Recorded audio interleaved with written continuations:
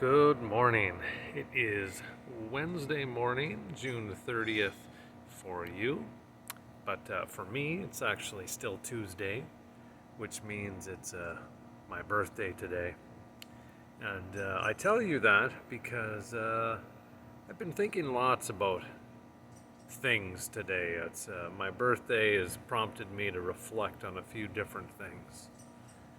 This morning, I was just thinking about my age and my time, my phase of life, and just reflecting on what God's doing in my life and what He has yet to do. Thinking about that. And for some reason today as well, I've been thinking lots about my mother.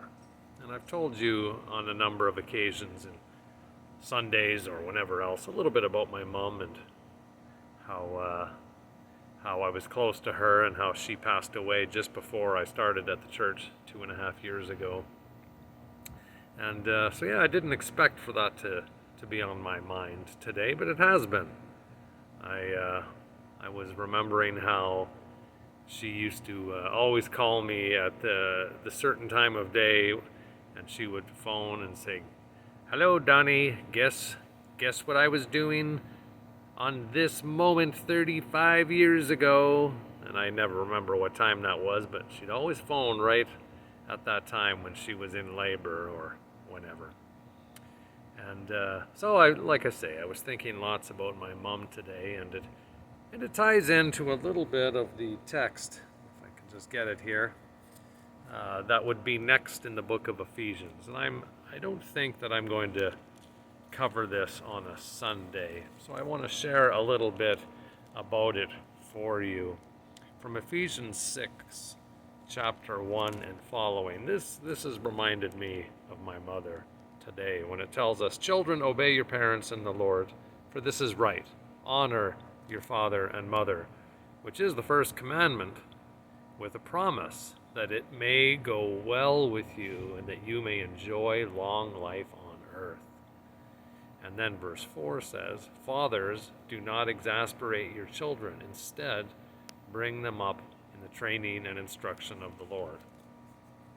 So I think of this today about my mom because of a couple of things. First of all, it tells us to honor our parents. And I have really been reminded of how in the last few years of my mom's life, and again, I think I've told you this, that someone had challenged me to really be more diligent about reaching out and calling my mother on a regular basis. I had just gotten into a bad habit of several weeks passing, and he really pushed me on that. And so I started making a much more concerted effort to call her every weekend. And obviously when she ended up passing away at a younger age, I was so glad that he had challenged me on that. And I think of that as a way that we honor our parents. So this is especially perhaps relevant to those of us that are older and out of the house. And we think about, what does it look like to honor our parents now that maybe we're parents, or maybe we've moved out, college students, whatever. How do you honor your parents? And one of the ways that we do that is we think about what it is that would honor and bless them. What is it that we could do that would be significant for them, that would be received as a loving action?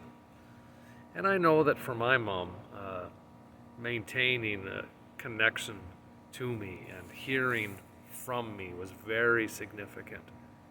So again, I know that in those last years of her life, for me to make that effort and create that discipline of calling her every single weekend, I think and I believe that was very honoring for her and blessed her.